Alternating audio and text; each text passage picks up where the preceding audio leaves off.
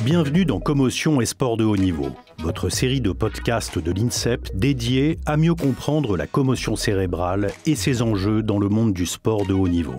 Dans chaque épisode, plongez dans un échange authentique entre un professionnel de santé et un athlète ayant vécu une ou plusieurs commotions.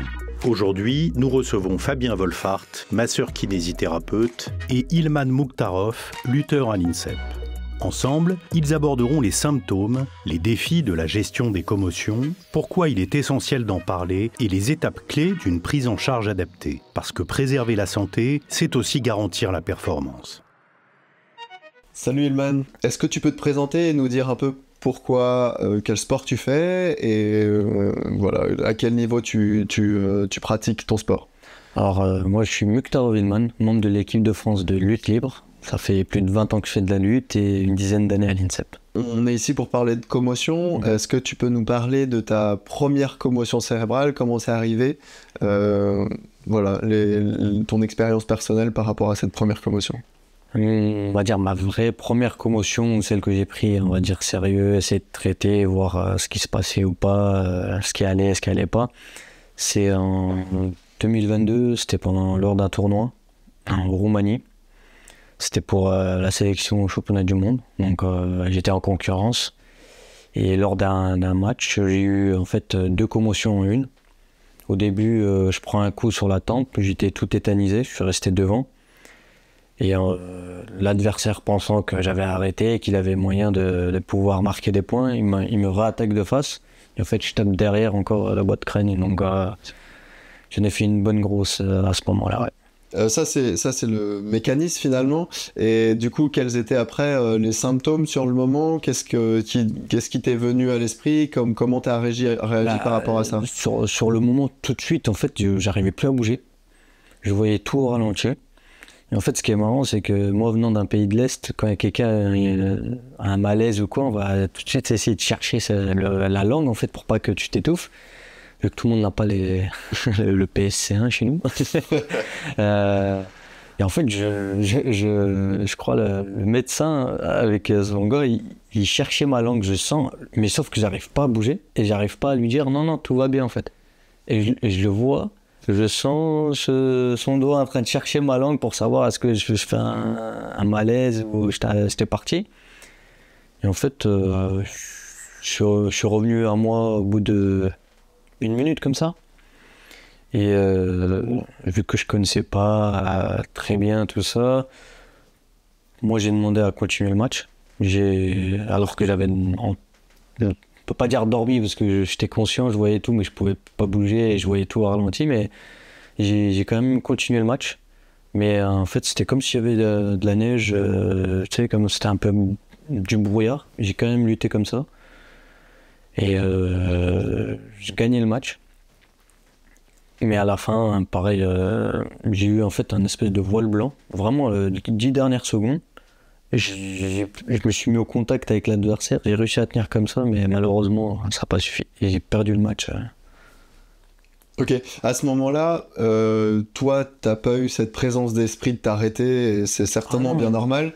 Est-ce que autour de toi, par exemple, les entraîneurs se sont rendus compte au moins qu'il se passait quelque chose? Est-ce qu'ils l'ont pas vu? Et est-ce que, au-delà de ça, est-ce que le médical, soit de l'équipe de France, soit de la compétition, était présent et se sont rendus compte de quelque chose, soit juste sur le moment, soit un peu après?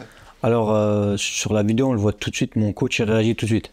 En fait, malheureusement, l'année d'avant, je perds connaissance, mais sur un étranglement, pas une commotion. Et en fait, on va dire que mon coach, maintenant, le voit très vite quand je pars. Et tu le vois, au moment où ma tête, elle tape derrière, et que même un peu avant, tu le vois arriver tout de suite pour faire attention à moi. Avant l'arbitre, alors que l'arbitre était au milieu, avant mon adversaire et le médecin. Et là, lui, il a très vite réagi. Derrière, le médecin est arrivé. Pour moi, si je suis réveillé, donc ça allait, il fallait que je continue. En plus, j'étais, comme je te dis, en sélection, donc c'était assez compliqué. Les coachs, ils m'ont demandé, est-ce que tu as eu un vrai truc, pour savoir aussi, discuter, c'est pas une stratégie de combat ou quoi. Ils m'ont dit, ouais, tu as eu quelque chose. Moi, bah, un petit peu, non, non, ça va, coach, t'inquiète pas, je peux aller encore plus loin. Et le médecin, bah, lui, entre guillemets, il voulait pas que je continue. Mais il m'a pas arrêté pour autant. En fait, il aurait pu me dire non, en fait, t'arrêtes là, il pouvait me disqualifier ou quoi d'autre. Mais pour le coup, ce qui a joué aussi, c'est qu'en fait, le médecin m'a dit on va aller à l'hôpital faire un scanner.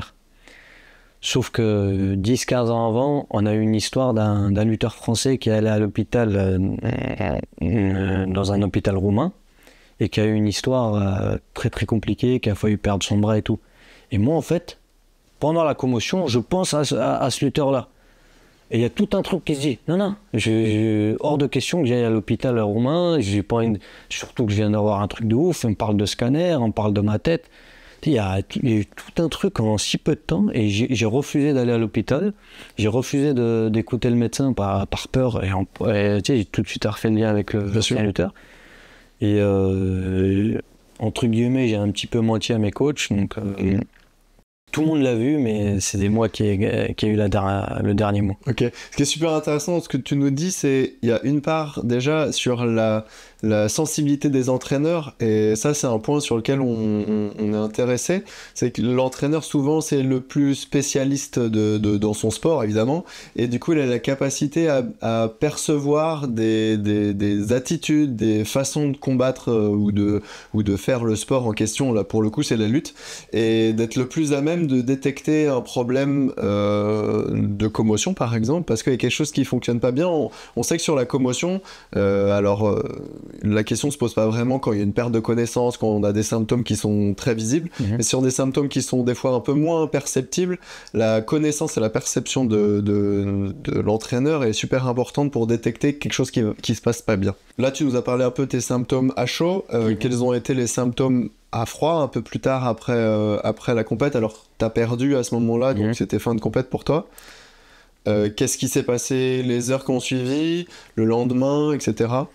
Alors, tout de suite après, une sensation bizarre, des ralentis, et je te dis, il y avait ce petit coup de neige, en fait, de brouillard. Je voyais plein de petits points blancs. Quand je regardais au loin, j'avais l'impression de pas très bien voir. J'ai un souvenir que quand quelqu'un me parlait, je tournais la tête comme ça, tu vois. Tu vois, genre, je mettais du temps à lui parler ou à lui répondre. Et moi j'ai ce souvenir d'être vraiment mal dans les tribunes. On m'aidait à marcher, et en fait dehors, c'est marrant parce que je pense que tout le monde l'a vu en fait. Il y a l'entraîneur russe qui est venu juste devant moi, il me regardait, il a pris une bouteille d'eau et il me l'a vidée sur la tête, alors qu'il y a deux personnes qui me tenaient comme ça. Tu vois, il me tenait vraiment pour me ramener au bus et à l'hôtel. Et il m'a vidé l'eau sur la tête alors qu'il faisait froid dehors. Aucune réaction. Et je le regardais. Et je bougeais pas. On allait dans le bus, pareil. Tu sais, tout long. Ils essayaient de me parler. Bon, j'arrivais à parler. Je suis pas non plus un légume. Non. Mais en fait, ouais, je répondais à 5-10 secondes après. Où je voyais ce nuage. J'arrivais pas. Je suis arrivé à l'hôtel. J'ai essayé de manger un peu. Alors que je suis un grand gourmand et je mange beaucoup. Là, je mangeais un petit truc. Je suis allé dans ma chambre. Et on m'a dit dors pas tout de suite. Je sais plus qui, mais je crois on a eu Marianne au téléphone quand même. Ils ont tout de suite prévenu Marianne voilà, de ce qui s'est passé. On a pris les conseils de Marianne. Et on m'a dit attends un peu, dors pas tout de suite, faut voir est-ce qu'il n'y a pas des symptômes avant ou quoi. Donc non, je suis allé dans ma chambre et je me suis endormi. Le lendemain, un mal de crâne. Les symptômes ils ont commencé. Et à partir de là, il y en a un qui commençait à regarder une vidéo à côté de moi sur son téléphone ou la lumière, je commençais à m'énerver.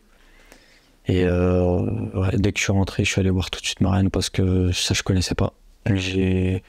Selon le neurochirurgien, j'ai eu pas mal de commotions, mais là pour le coup, c'est celle qui m'a le plus marqué. et qui persistait même tout de suite après. Donc, non, je suis allé consulter tout de suite. Ok. A posteriori, comme ça considérait ta première commotion cérébrale. Est-ce que après cette première commotion, tu t'es dit ah ouais, alors si c'est ça une commotion, peut-être que par le passé, j'ai déjà eu des épisodes de commotion. Alors peut-être pas à la gravité que tu as ressenti ces symptômes-là, mais tu t'es dit est-ce que peut-être ça serait pas déjà des réminiscences d'une ancienne commotion cérébrale? Est-ce que j'ai déjà vécu ça? Ou c'est vraiment la sensation que c'était la première? Alors pour moi, c'était la première, la vraie, où entre guillemets, je m'éteignais complètement, où mon corps il se relâchait, et dès que derrière, il y a eu énormément de symptômes et j'ai mis du temps à revenir. Mais quand je suis allé voir les spécialistes, et quand ils t'expliquent, parce que nous, on n'est pas du tout sensibilisés à ça, on ne sait pas du tout ce que c'est une commotion. Pour nous, une commotion, c'est tu dors, c'est tout. Quand tu t'éteins, c'est ça une commotion pour nous. Et du coup, en parlant avec les spécialistes, voilà, de ce que j'ai eu avant, parce qu'ils s'enquêtent, et je me dis, t'as déjà titubé à l'entraînement, t'as déjà eu une écho où t'étais pas bien?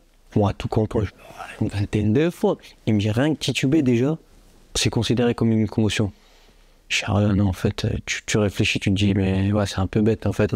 J'ai dû avoir une vingtaine de commotions. Même après cette grosse commotion aussi, comme je te dis encore ce matin, j'ai pris un coup. Je le prenais au menton, à mon avis je dormais, j'ai eu la chance, je l'ai pris là. Mais je pense qu'on n'est pas sensibilisé. Et après je pense que ça dépend des sports et ça dépend du milieu. C'est comme je l'ai expliqué, c'est que on est dans un sport, ouais tu prends un coup, allez, on serre les dents, on retourne-y, pas grave, t'as un peu titubé, c'est rien. En fait, pour nous, j'ai l'impression qu'il faut attendre que tu dormes pour avoir une réaction, pour qu'on te croie vraiment. Et malheureusement, j'espère que dans mon malheur, j'ai été le premier à être ce lanceur d'alerte dans la lutte. Maintenant, quand quelqu'un commence à tituber ou à avoir quelque chose, non, il va tout de suite consulter, voir Marianne. Parce que j'ai entre guillemets pas mal galéré pour revenir. J'ai mis beaucoup de temps, presque 1 an, voire 1 an et demi. Parce que au début, j'avais pas fait bien le taf et que derrière, c'était un petit peu côté psychologique aussi qui a énormément joué là-dessus, que j'ai découvert justement pendant la commotion. Ok. Justement, sur l'évolution un peu des symptômes, tu nous as dit que les maux de tête, les céphalées, la problématique du bruit, de la lumière, ça arrivait pas sur le moment, mais ça a mis quelques heures ou quelques même jours. C'était le lendemain que tu as commencé à sentir, à percevoir ça? Le lendemain, ça a commencé un peu. Ouais. Et après, au lieu que ça baisse en ascendant, que ça diminue, moi au contraire, ça a augmenté. Ouais, alors on sait que des fois il faut entre 24 et 48 heures pour développer en gros un peu tous les symptômes qui sont liés au choc d'impact initial. Donc c'est normal que sur 24 à 48 heures il y ait des symptômes qui se déclenchent, voire même des fois un petit peu plus long terme, mais donc logiquement c'est dans les 24 à 48 heures. Comment ces symptômes ont évolué dans les jours et les semaines suivantes? Comment tu as été prise en charge dans ce cas de figure-là? À quel moment tu as recommencé à lutter, etc. Alors, moi, pour le coup, au début, quand je suis allé voir tout de suite un médecin, je sais pas, ça allait. On a fait tous les tests étaient bons, donc... Quand tu dis tous les tests, les tests spécifiques de commotion. C'est ça, les premiers tests spécifiques de mémoire, oui, ou de marcher sur une ligne, en fait, tout allait bien. Du coup, on m'a dit, tu prends quand même 1 semaine, voilà, c'est ce que les médecins m'ont recommandé, c'est le protocole à suivre de ce que j'ai pu comprendre. Mais en fait, non. Petit à petit, il y a un truc qui se rajoute et un autre truc. Et jusqu'à que je me suis enfermé pendant 1 mois dans ma chambre. Je sortais vraiment que pour aller manger ou quoi, mais j'ai tout le temps le rideau tiré, les bruits, j'avais du mal avec le bruit. Je m'énervais, comme je te dis, quand quelqu'un regardait une vidéo sur son téléphone à côté, le bruit m'énervait, je m'embrouillais avec lui. La lumière, ça allait pas. Quand à un moment donné, je passais un peu trop de temps dehors, j'avais l'impression de tituber. Association, tu sais, j'étais en train de tanguer, du coup, il fallait que je m'assoie, ou il fallait vite que je rentre parce que ça allait pas bien. Et en fait, au début, ça allait, on va dire, de mal en pire. Ça, tu vois, je me suis dit, bon, je suis allé revoir Marianne. Marraine, elle m'a dit, écoute, nous, on a des limites, en fait. Voilà, les tests sont bons, mais on ne comprend pas pourquoi les symptômes perdurent. Elle m'a orienté vers un spécialiste. Mais le premier spécialiste, en fait, c'est que, justement, il t'explique que tu as eu plusieurs commotions avant. En fait, il te parle des risques. Sauf que, en parlant avec lui, mon cerveau, il a complètement vrillé. J'ai pris deux méga freins à main comme ça.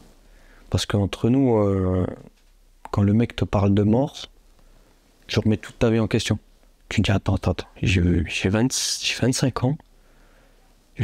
Bon, j'aime bien le sport, mais je vais pas aller mourir pour mon sport à ce point-là. Je vais pas devenir un légume handicapé toute ma vie. Et là, encore pire, tu vois, il y a tout qui se rajoute. Toi qui as des symptômes, déjà, tu supportes pas les choses, et que quelqu'un te dit, ouais, tu peux en mourir. Tu imagines le truc qu'il y a dans ta tête. Tu remets toute ta vie en question. Et du coup, à chaque fois qu'il m'arrivait genre de tituber ou de pas aller bien, d'avoir des paniques à bord, vraiment pas bien. J'essaie d'attraper quelqu'un, de dire oh, surveille-moi s'il te plaît. En fait, ma peur était décuplée en fait par rapport à ce que ce spécialiste m'avait dit. Et du coup, j'avais tout le temps peur, j'étais pas bien. Et le pire, c'est que j'y retournais parce que je devais me soigner. Il y avait lui qui avait des solutions. Et derrière, je suis allé voir aussi un kiné vestibulaire.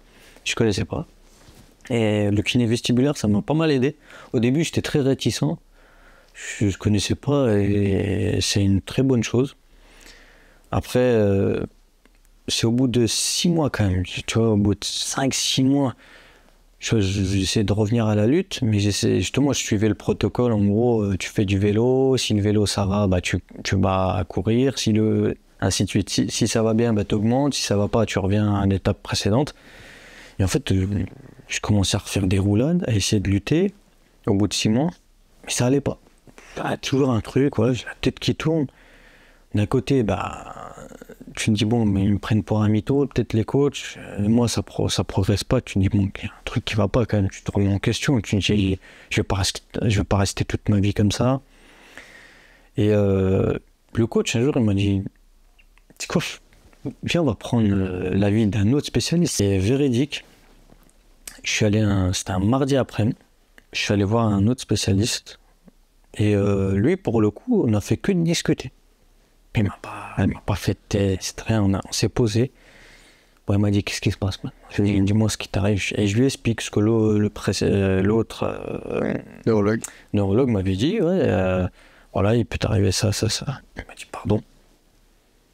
Je dis, mais c'est pas possible.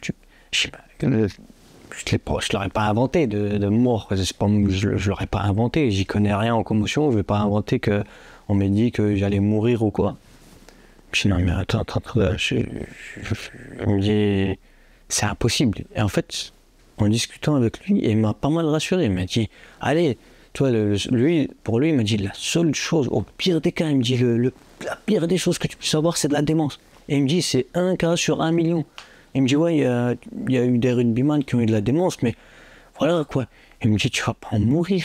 Et en fait, on a discuté pendant 1-2 heures. Et mardi matin, j'étais à la lutte quand même, et je me forçais. Tu vois, j'avais mal à la tête, mais je me forçais. J'avais un casque de MMA, tout fermé. Tu voyais, il y a un lutteur qui luttait avec un casque de MMA de sparring. J'étais pas bien. Le lendemain, je fais mon rendez-vous le mardi après. Mercredi matin, j'avais pas le casque. Et j'ai réussi à battre tout le monde facilement à l'entraînement de lutte, sans problème, sans tournis, sans rien du tout. C'est là que je me suis dit, attends, t'as le côté un peu... c'est vrai que t'as des symptômes, t'as des choses que tu peux pas inventer ou quoi. Mais le truc, la force de l'esprit, ce qui peut te faire, ça je l'ai découvert pendant la commotion. Bon, je savais qu'avant, tu sais, quand tu pouvais te motiver, ça.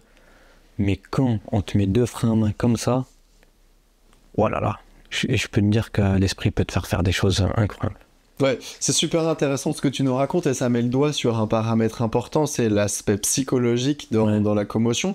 Alors c'est très difficile pour les spécialistes et pour tout l'encadrement médical de trouver le bon équilibre entre mettre en évidence que ça reste quand même une pathologie risquée, un risque en tout cas on peut avoir des séquelles, il y a une commotion, mais en même temps c'est aussi très bien de dédramatiser parce que ça reste un traumatisme léger, on s'en remet relativement bien, même souvent la majorité du cas très bien, et du coup c'est un point super important qu'il faut mettre en place. Et deuxième point, peut-être ce qui n'avait pas été relevé à ce moment-là, c'est justement cet aspect psychologique chez toi, cette peut-être fragilité psychologique par rapport à l'appréhension même de la reprise, qui était renforcée peut-être par le contact avec un neurologue ou un personnel soignant qui a poussé un peu le curseur plutôt dans le côté catastrophique que dans le positivisme et le fait de t'inquiète pas, ça va bien se passer, tu vas pouvoir reprendre normalement. Et ça a certainement mis un frein à ta prise en charge. Voilà. Si tu vois, sur de ce que j'ai découvert, tu vois, sur une commotion, c'est pas comme en gros une déchirure ou une rupture de ligament. Ça, tu peux le voir à l'image, tu peux savoir si vraiment si c'est vrai ou pas vrai. Et tu te ressors le coude, bon, tu te dis oui, là il a le coude ressorti, ça sera de temps. Mais la commotion, c'est au dire de la personne. De ce que j'ai pu comprendre, c'est que ouais, moi ça va. Intensité 8 au niveau de la lumière, tu vois, entre guillemets, j'ironise la chose aujourd'hui, mais tu vois, c'est que avec les... C'est les symptômes ressentis par le patient. Et le médecin, il peut juste entendre. Exactement. Et par rapport à ces symptômes-là, orienter ou pas sur un traitement, entre guillemets, ou une durée d'attente. Et quand le premier m'avait un peu dramatisé la chose, bon, j'ai essayé de prendre le côté positif de ça, dans le sens où lui, il voulait que je freine un peu la lutte pour que je me soigne et que je revienne. Bien sûr. Mais sauf que... sur le coup, ça s'est pas passé comme ça. Sur le coup, comme je t'ai dit, j'ai eu très très peur pour ma vie, entre guillemets, clairement pour ma vie, mais que, en fait, j'ai su le gérer, on va dire. Du coup, tu nous parles du fait que potentiellement, ça se voit pas, une lésion musculaire, ça se voit, une déchirure, ça se met en évidence par une imagerie. La commotion cérébrale, on ne sait pas le faire, on ne le voit pas, on ne sait pas le mettre en évidence. Qu'est-ce que tu comprends du terme, ou qu'est-ce que tu penses du terme blessure invisible? Et du coup, quel est l'impact, par exemple, sur ton entourage sportif, familial, et même toi, personnellement, tu nous disais que tu avais même douté pendant un temps en disant mais attends, c'est peut-être moi qui suis fou, j'ai des symptômes que j'arrive pas à expliquer, gérer, est-ce que c'est peut-être juste moi qui arrive pas à gérer psychologiquement la commotion, ou je m'invente quelque chose de fou? Cette notion de blessure invisible, en fait, tu as plusieurs choses qui viennent en tête. C'est déjà, comme tu dis, le côté personnel, à te dire mais pourquoi j'y guéris pas? T'as beau expliquer au médecin ce que t'as, mais le médecin il dit non, en fait ça va. Mais tu te dis non, j'ai quand même quelque chose. Et tu fais des tests, mais les tests tu les réussis, mais derrière tu as quand même des choses. Bon, tu dis ouais, peut-être que je m'invente des choses, peut-être que c'est moi et maintenant que je suis paniqué ou catastrophé pour chaque chose. Et tu as l'autre chose, c'est que au niveau de tes coachs et au niveau de ton entourage, comme tu le dis, athlète par athlète, tu as l'impression de passer pour un mytho. Et en fait, ça joue le truc de te dire non, attends, faut pas que je suis pas un mytho, j'ai vraiment un truc, mais eux, entre guillemets, ils te regardent en souriant, ils disent mais c'est vrai, et t'as quoi, personne ne voit que t'as un doigt, il a retourné, ou machin, c'est dans la tête, il va expliquer à quelqu'un que tu t'énerves quand il regarde juste une vidéo à volume, c'est moitié volume, et que tu t'énerves. Ouais, t'as l'impression de passer pour un mytho. Et du coup, en fait, c'est un espèce de cercle vicieux. C'est toi, tu te remets en question. Eux, ils te charrient un peu, tu vois. Tu sais, ça taquine un peu, c'est normal. Je peux rien dire ça. Mais eux, ils pensent que t'es un mytho. Du coup, toi, tu penses que, tu sais, c'est un cercle. T'as l'impression, à un moment donné, non. J'aimerais bien que quelqu'un me croie un peu. Et malheureusement, des fois, il faut attendre un autre. Comme mon collègue Quentin Sticker. Il a eu une commotion, et voilà, j'ai trouvé quelqu'un à qui en parler, et lui a trouvé quelqu'un à qui en parler aussi, et ainsi de suite en fait. Mais entre guillemets, j'étais le premier, on va dire, à sonner l'alarme, en lutte. Et non, quand t'es le premier, ouais, t'as l'impression d'être un sacré mytho. Ouais. Et t'as du mal à le vivre, ça aussi, tu vois. Parce que, je te dis, au bout de 6 mois, personne te croit. Tu dis, mais c'est bon, il abuse, 6 mois, il a pas un croisé ou quoi. Donc, ça y est, là, je pense qu'il est en train de mentir ou ça va pas. Et du coup, tu te remets en question, il y a pas mal de choses. Ok, bah c'est bien que tu soulèves ça parce que du coup il y a aussi la notion entre guillemets d'entraide ou en tout cas le fait de pouvoir sous-entendre que on puisse aider des collègues qui ont eu aussi des commotions. Est-ce que ça, j'ai l'impression de ton ressenti avoir été aidé autant que tu as pu aider, parce que le fait qu'il y ait d'autres athlètes qui ont eu des commotions, et ben ça t'a permis de te dire ah ouais, je suis pas fou, j'ai eu des symptômes qui nécessitent une prise en charge particulière. Et puis aussi, ça permet aussi d'orienter et de conseiller des athlètes qui auraient pu vivre des commotions, tout en sachant que chaque commotion est différente, que les ressentis sont différents, que les perceptions et les symptômes sont tout différents. Et c'est pour ça qu'on fait ces interviews-là, pour avoir des sons de cloche un peu différents de chacun, parce qu'il y a des symptômes qui sont plus ou moins importants. Est-ce que du coup, ça, c'est quelque chose qui est important et pertinent pour toi?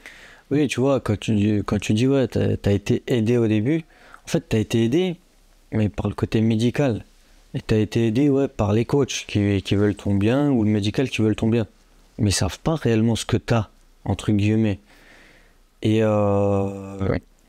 ceux derrière qui ont eu une commotion, bah, ils ont pu, entre guillemets, m'avoir moi en interlocuteur à comprendre tu vois, je comprends ce que tu vis. Ils ont eu quelqu'un. Moi, malheureusement, je ne l'ai pas eu. Moi, j'ai eu des gens qui me disaient si, t'inquiète pas, faut faire ci, ça, il y a une commotion. C'était des médecins, c'était mes entraîneurs, t'inquiète pas, ça va aller bien. Mais quand je te leur expliquais, les gars, ils te regardaient avec des billes comme ça. Tu dis non, t'inquiète, je comprends. Non, tu peux pas comprendre. Et là, maintenant, dès qu'il y a une commotion, je me dis, c'est entre guillemets, c'est même un devoir pour moi. Je peux pas les laisser parce que, comme je t'ai dit, moi, j'ai galéré presque 1 an. 1 an et demi, tu vois. Aujourd'hui, je t'en parle, j'ai un peu mal au ventre parce que j'ai essayé de me soigner, mais t'avais beau parler à quelqu'un, mais personne ne te comprenait. Les gens ils pensaient que t'étais un extraterrestre. Tu imagines, au bout de 6 mois, j'ai encore des symptômes, mais les gens ils pensent que t'es un mytho. Et c'était dur d'avoir un interlocuteur en face, tu vois, sérieusement, pour te comprendre. Tu sais, des fois, t'as besoin de parler avec quelqu'un qui te comprend. Moi, j'avais personne. Mais maintenant, pour moi, c'est un devoir. Dès que je vois une commotion à la lutte, le premier, c'était Quentin. Derrière, il y a eu encore une petite jeune lutteuse. Je suis allé le voir. La première chose que j'ai dit, t'inquiète pas, ça va aller, tu vas voir. Parce qu'en fait, c'est comme le début d'une blessure, t'as l'impression que ça va jamais se finir. T'as l'impression que tu vas rester toute ta vie comme ça. Tu sais, tu commences un peu à paniquer. Non, t'inquiète pas, ça va aller, il faut faire les choses pour. Il y aura des symptômes, mais à un moment donné, tu vas falloir aussi un peu forcer la chose aussi, tu vois, titiller un peu les symptômes, tout ça. Et ouais, je pense que maintenant, pour moi, c'est un devoir. T'as mis l'accent sur le fait que ça allait être transitoire, que ça allait pas perdurer. Tu vois, moi qui ai mis 6 mois, j'espère que eux ils vont mettre 3 semaines, 1 mois. Tu vois ce que je veux dire? Avoir un repère, pas mettre beaucoup plus de temps. Et s'ils ont des questions, je suis là. Et au moins, je peux leur dire, je sais ce que t'as. Déjà, ce petit truc-là de dire, je comprends ce que tu vis. Je te jure que ça fait du bien, mais ça va, je le vis bien aujourd'hui. Ok. Avant de passer peut-être à la suite des aventures de tes commotions, je voulais revenir sur un point, parce que c'est des symptômes qui reviennent aussi de temps en temps, sur la variation d'humeur, la variation émotive aussi, parce que tu as dit à plusieurs reprises que t'avais du coup... tu t'énervais parce que ton voisin il mettait le son trop fort, ou il y avait de la lumière, etc. Est-ce que tu penses que chez toi, il y a eu aussi ces symptômes-là. Il peut y avoir dans les commotions des problèmes émotionnels, que ce soit des excès. On a des athlètes qui témoignent, par exemple, de pleurs, de larmes, carrément sur une compétition, alors que normalement, c'est pas du tout quelque chose qui va ressortir. Donc, des émotions extrêmes comme ça, comme les pleurs, mais aussi l'énervement, le stress, l'anxiété, etc. Est-ce que toi, tu penses que la commotion, en tout cas cette commotion, t'a changé au moins transitoirement par rapport à tes émotions? Je vais te dire oui et je vais m'arrêter là. Ok. Si on passe à la suite, en fait, qu'est-ce qui s'est passé? Est-ce que depuis cette première commotion, tu as eu de nouveau d'autres épisodes de commotion? Qu'est-ce que tu peux nous dire des épisodes suivants, des commotions qui ont suivi de là, ou les commotions qui ont suivi? Maintenant, je sais quand j'en fais une, même si elle est toute petite, légère ou quoi. Et on va dire, je sais me rassurer maintenant tout seul, me dire que non, ça va. T'as eu peut-être un petit choc et tout. Attention, je sais aussi me freiner, dans le sens où avant on savait pas du tout se freiner. La preuve, j'ai lutté derrière la grosse commotion. Mais là, non, je sais prendre mon temps, me reconcentrer, prendre un peu, me remettre bien. Et derrière, si ça va pas, je sais quoi faire. Je sais qu'il faut consulter, je sais qu'il faut prendre une pause. Je fais beaucoup plus attention et je sais mieux me gérer. Oui. T'as l'impression d'avoir une espèce d'autonomie sur la gestion de la commotion. Ok. Est-ce que... alors, c'est toujours compliqué d'être le seul à s'auto-diagnostiquer finalement une commotion. On peut avoir des symptômes qui reviennent, par exemple quand tu es en reprise de l'activité sportive. Après une première commotion, tu peux avoir des symptômes qui reviennent sans que ça soit considéré comme une nouvelle commotion. Il ne faut pas forcément non plus lier le choc avec une nouvelle commotion. Donc des fois c'est perturbant, on en revient à ça sur le fait de savoir est-ce que j'ai fait une nouvelle commotion ou c'est juste que j'ai quelques symptômes qui sont liés à ma commotion précédente. Je pense à l'équivalent d'une cheville, je me fais une entorse de cheville, je vais après ma reprise me retordre très légèrement la cheville, voilà, un petit mouvement ou juste un faux mouvement qui va me faire... je vais avoir des réminiscences de mon entorse précédente sans léser ou abîmer mon tissu ligamentaire qui a cicatrisé depuis. Est-ce que tu fais un peu cette même analogie en disant peut-être c'est juste des symptômes de mon ancienne commotion et pas le fait de refaire une commotion? Et c'est vrai que c'est des fois difficile d'être discriminant pour les soignants, de se dire ça c'est parce qu'il a fait de nouveau une commotion, ou c'est juste des symptômes réminiscents de ses anciennes commotions. Justement, en fait, c'est quand je dis, tu deviens un petit peu parano quand même. Tu deviens parano parce que à un moment donné, ça va. Du coup, tu retournes à la salle. Il y a un symptôme qui revient. Tu te dis, est-ce que c'est dû à ça ou pas? Et je te dis, tu commences à cogiter. Tu te dis, est-ce que c'est dû à justement la grosse commotion? Donc, est-ce que je dois tirer un peu encore le frein à main? Derrière, tu te dis, mais non, peut-être que j'en ai fait une nouvelle. Est-ce que je dois aller reconsulter? Ou te dire, non, attends, c'est rien. Cette fois-ci, c'est pas grave, c'est rien, c'est un truc. Tu t'inventes un truc. Ça arrive à tout le monde. Des fois, tu te lèves trop vite, t'as la tête qui tourne. Bien sûr. Et tu te dis, je dis, tu te lèves trop vite, t'as la tête qui tourne. Tu te dis, est-ce que c'est dû à la commotion ou c'est parce que tu t'es levé trop vite? C'est vrai que t'as une petite forme de paranoïa qui s'installe. Moi, c'est pour ça, clairement, que j'ai mis beaucoup de temps à...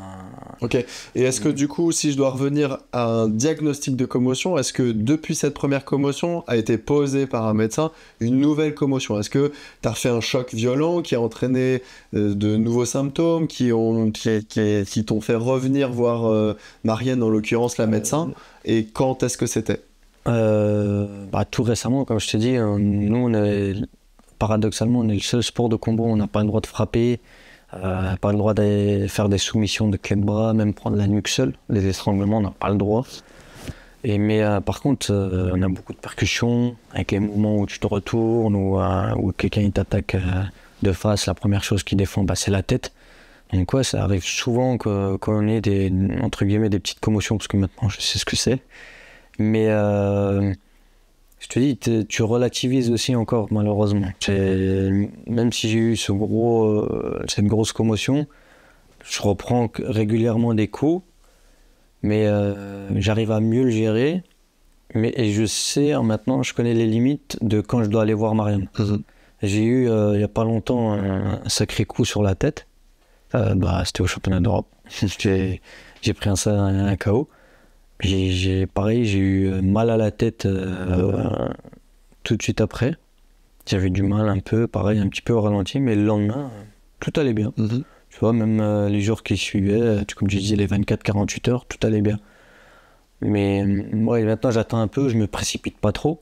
Si ça dure, voilà, je vais voir Marianne. Moi, je lui dis quand même, j'en ai fait une, au cas où. S'il m'arrive quelque chose derrière, au cas où, j'en ai fait une à ce moment-là. Mais je me précipite pas directement non plus encore à aller voir un médecin parce que j'ai un peu titubé. Je pense qu'il faut quand même faire attention dans le sens où, ouais, t'as eu une commotion, il faut aller voir le médecin, c'est très important. Mais il faut pas non plus aller dans l'extrême, à l'inverse, à paniquer. Tu vois ce que je veux dire? C'est pour ça que quand je me prends un coup sur la tête, je vais pas non plus tout de suite voir un médecin dans le sens où, attends, panique pas. Ça va aller, j'essaie de me poser, quoi, tu vois, pas direct aller voir un médecin, ça va pas, je vais mourir, quoi. Tu sous-entends que potentiellement tu as des symptômes un peu commotionnels qui reviennent. Est-ce que tu as remarqué que c'était systématiquement les mêmes symptômes que tu décrivais initialement qui revenaient?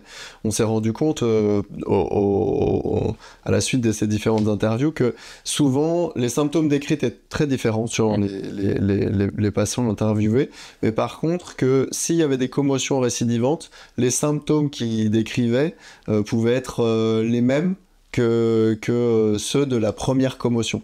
Est-ce que toi, tu as cette sensation de retrouver les mêmes symptômes à chaque fois?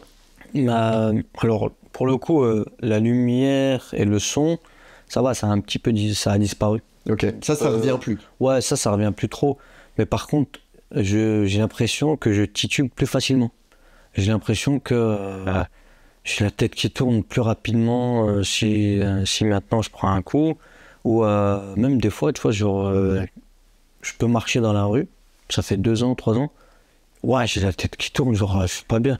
Ça m'est déjà arrivé, on va dire 1 an et demi après, j'étais en train de conduire sur l'autoroute. Mais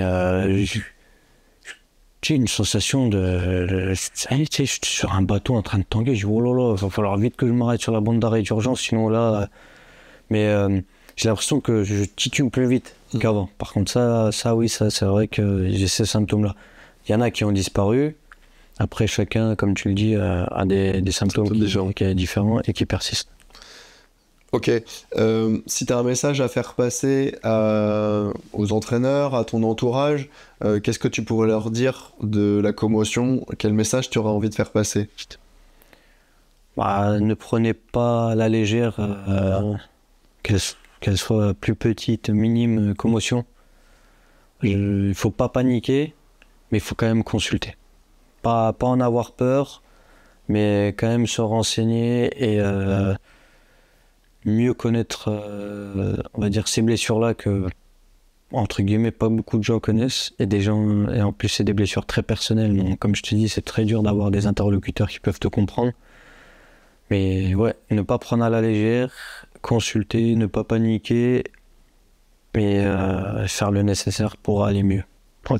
Selon toi, qu'est-ce qu'on pourrait améliorer à la fois dans ton sport, dans la pratique de la lutte, pour que les commotions soient mieux prises en charge, soient évitées dans ton sport?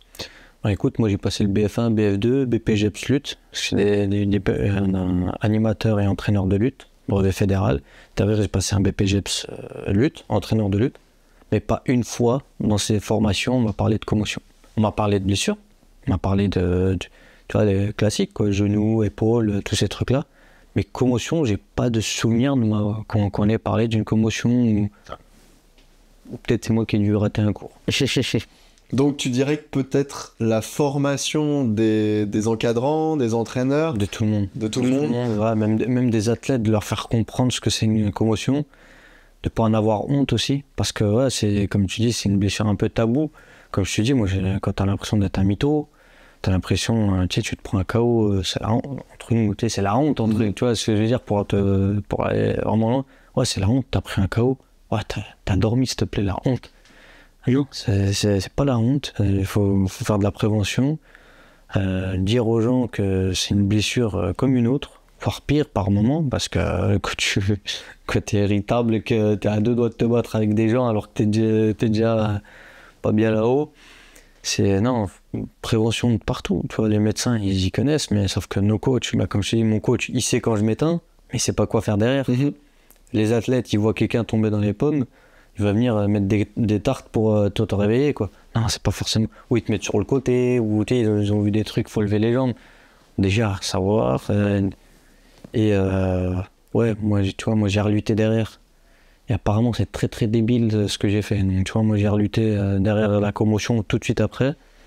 Ça pouvait être même très dangereux, apparemment. Et leur dire, non, tu as un coach, il me dit, ciao, t'arrêtes. C'est sélection ou pas sélection. Là, il y a un problème de santé, au même titre que tu t'es fait un coude, une épaule ou un genou. Commotion, t'arrêtes. Ok, et du coup, sur le versant, le sport, les règles du sport, est-ce que ça soit à l'entraînement ou en compète, est-ce que il y a des choses par exemple à l'entraînement qui pourraient être utilisées pour éviter les commotions, voilà, par exemple, ou alors qu'est-ce qu'en compète qui pourrait être mis en place, je sais pas, sur les règles, sur l'arbitrage, sur des choses qui pourraient être mises en place autour pour éviter un risque de commotion ou limiter le risque. Est-ce que tu penses que c'est possible ou peut-être même c'est pas possible? C'est pas impossible, mais après, comme je te dis, ça reste un sport de combat. Je parle vraiment de là pour la lutte. Ça reste un sport de combat, donc le risque zéro, il n'existe pas. Comme tu le sais, tu as eu beaucoup de lutteurs, un sport très traumatisant. Déjà, comme c'est d'arrêter la personne, de l'arrêter tout de suite, comme au championnat du monde en 2018, tu vois un Américain qui a la jambe d'un Russe. Tu as dû voir la vidéo, je crois. T'as le Russe, il se retourne et il met un coup de talon pile là à l'Américain. Tu vois l'Américain qui titube et il tombe vraiment. Le médecin vient le voir, constate qu'il a fait une commotion, mais l'Américain se lève, comme moi. Non, monsieur, ça va, tout se passe bien, ça va très bien, je peux relutter. Bon, lui, c'est un extraterrestre, il a regagné derrière, il a pu relutter. C'est ça, ce qui est particulier, ce qui va pas forcément dans le sens de attention, attention à la santé des athlètes, c'est que pour le coup, l'athlète, il a continué de lutter, il a gagné son combat. Ça va dans son sens, on se dit, voilà, il s'est pas arrêté, tant mieux, parce que du coup, il a pu gagner son combat. C'est le paradoxe, justement, est-ce que le médecin, il a pas envie d'être la cause de, justement, en plus, lui, derrière, fait champion du monde, il se dit, ouais, imagine si je l'aurais arrêté, il n'aurait pas eu le titre. Mais derrière, c'est à se poser la question, s'il aurait lutté derrière, s'il se reprend une commotion, est-ce que c'est pas encore plus dangereux pour sa vie? Tu sais, tu sais pas, je pense que c'est dur aussi pour un médecin de dire à un mec, surtout que lui, c'était une superstar, lui dire non, t'arrêtes là tout de suite. Je pense pas que beaucoup de médecins s'y risqueraient. Après, si c'est par exemple cadré dans une règle internationale de dire, voilà, s'il y a une perte de connaissance, si elle est avérée, alors là pour le coup, s'il y a des symptômes clairement définis, on sait que la perte de connaissance n'est pas systématiquement liée avec une commotion, hein, c'est-à-dire qu'on peut avoir des commotions sans perte de connaissance, mais si on a des symptômes visibles qui mettent en évidence, par exemple, le mec titube ou la personne perd connaissance, que potentiellement dans la règle, ça a pu être inscrit que on doit arrêter l'athlète, ça protège le médecin, ça cadre la discipline et ça protège surtout l'athlète de faire une nouvelle commotion. Ça pourrait être quelque chose de... Est-ce que tu penses que c'est quelque chose qui pourrait être mis en place ou pas du tout? Si, tu vois, là maintenant que tu dis ça, je pense à une règle qui existe en lutte. Quand tu fais une action où en gros tu es en mise en danger, parce que le but de la lutte c'est de mettre son adversaire sur le dos, et non on parle d'une mise en danger. Et en fait, quand tu es en mise en danger et que tu cries, tu es disqualifié d'office. Parce que ça veut dire que tu as fait un peu en sorte d'arrêter le combat, alors que tu risquais de perdre le combat. Donc tu as crié pour arrêter le combat, faire venir le médecin, éviter cette situation-là. Mais ce serait pas, à mon avis, les arbitres, ils te disqualifient tout de suite.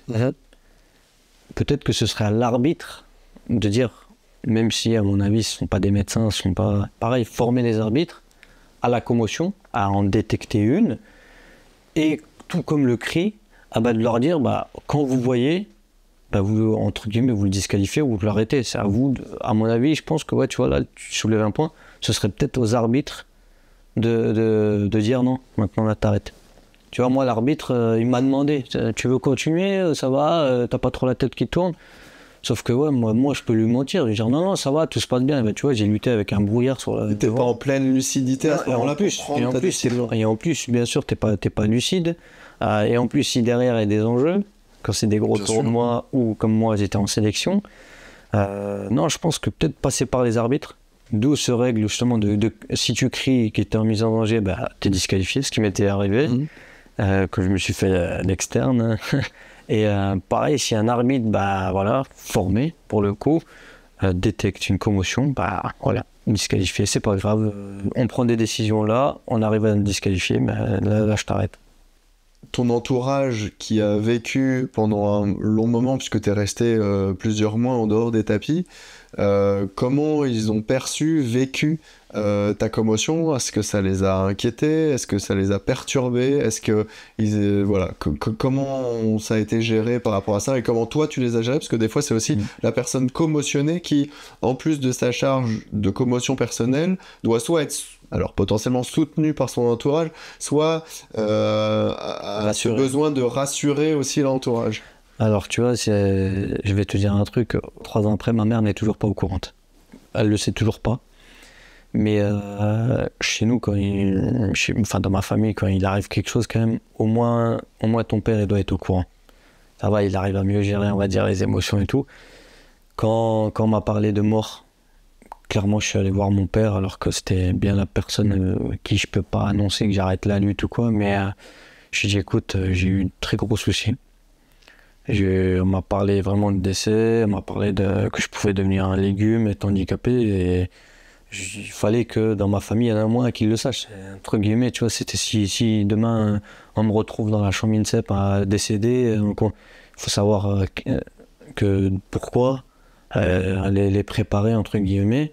Et j'ai quand même annoncé à mon père et à mes 2 frères. Je leur ai dit clairement, s'il m'arrive quelque chose, voilà, ça peut être dû à ça, à tout moment. Tu vois, c'est bizarre. Tu vois, aujourd'hui, j'en parle, mais c'est pas que tu préparais ta mort, mais tu me dis, ouais, les gars, s'il m'arrive quelque chose, si demain je suis un légume, tu sais, je préfère vous le dire. Et à l'inverse, ma mère, elle le sait toujours pas. Parce que, pareil, tu vois, quand il m'est arrivé les croisés, ou quand j'ai une blessure, ou là je suis au régime, moi, tu vois, c'est tout le temps en train de s'inquiéter pour moi et tout, et je voulais pas que ça lui arrive. Et surtout quand on te parle vraiment, tu vois, je te dis, j'insiste sur ce truc-là parce que c'est le truc qui m'a le plus marqué, tu vois, tu l'entends, j'arrête pas de le répéter. Tu peux pas dire à ta mère, qui est déjà à la base quelqu'un qui panique énormément, qui s'inquiète pour toi, parce qu'en plus t'as à plus de 500 km de chez elle, et que c'est une mère poule, tu peux pas lui annoncer qu'à tout moment tu peux en mourir ou devenir un légume. Donc elle le sait toujours pas. J'en parle de temps en temps, ou par les caméras, mais parce que je sais qu'elle regardera pas ou qu'elle verra pas. Il y a une fois, ça c'est apparu dans le journal de Besançon. En fait, dès que j'apparais sur le quotidien de l'Est républicain, on lui ramène les articles au travail ou dans la boîte aux lettres. Et il y a un jour, justement, ma mère, elle m'appelle, elle me dit, qu'est-ce qui t'est arrivé à la tête? Ouais, je commence à aller au courant. Elle me dit, non, mais au travail, on m'a dit que sur un article, tu avais eu un souci à la tête. Et je dis, oh, mais non, c'était juste quand j'étais fatigué. Ils ont mal compris la chose. J'ai réussi à rattraper le truc.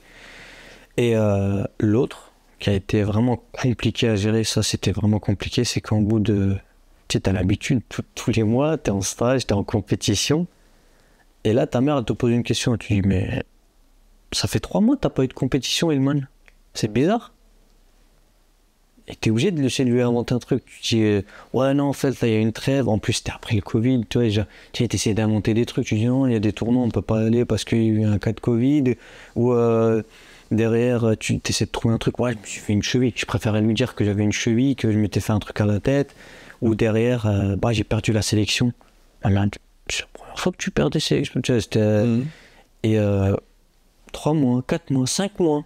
Elle te pose encore des questions. Je lui dis, mais t'es toujours pas en stage, c'est bizarre, parce qu'avant, t'étais tous les 2 semaines en Roumanie, après t'allais au Japon, t'allais aux États-Unis, et là, du jour au lendemain, t'as plus rien et tout. En fait, je pense, bah, moi, ma chance, c'était pendant le Covid, quoi. C'était ce truc, je ressortais toujours la même musique. Mais ouais, elle s'est posé des questions, et moi, à chaque fois, je devais inventer, entre guillemets, un mytho pour la rassurer, quoi. Non, là, j'ai pas été sélectionné parce que j'ai pas fait le poids. Là, il y a eu un cas de Covid, on peut pas partir. Oh, j'ai eu le Covid, je peux pas y aller. Elle me dit, bah, 3 fois t'as eu le Covid, toi, à me donner. Mais non, ma mère, elle sait toujours pas. D'accord, ok. Ouais. Et du coup, le fait que cette commotion, tu l'aies perçue comme quelque chose de grave, très grave, peut-être à excès, parce que justement, tu avais un retour où tu t'es dit, peut-être je vais y laisser ma peau. Est-ce que quand tu as compris qu'au final, c'est un traumatisme bénin, est-ce que t'as pas changé justement d'approche par rapport à tes proches? Parce que du coup, j'ai l'impression que tu restes un peu dans le même concept de te dire je les protège, je les rassure en leur disant, enfin, pas que protéger, parce que auprès de tes frères et ton père, tu leur dis je les prépare un peu pour leur dire bah, peut-être que je vais laisser ma peau, quoi, clairement.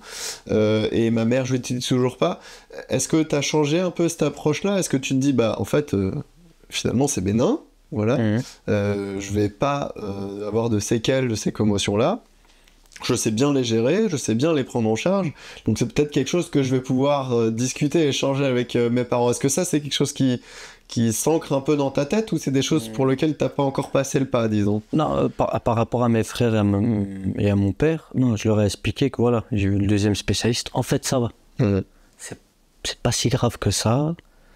Que bah voilà, c'est pas quelque chose où je risque de laisser ma vie, parce que autant tu les as préparés, mais il faut les rassurer eux aussi, parce que eux à tout moment ils s'attendent à avoir un coup de fil, voilà, il faut venir le chercher, ou il faut les rassurer aussi, il faut leur dire que c'est bon, c'est passé, faut vous arrêter de vous inquiéter, faut leur enlever la pression qu'ils ont eux aussi, parce que tu vois, quand moi j'annonce ça à mon père il m'a clairement dit.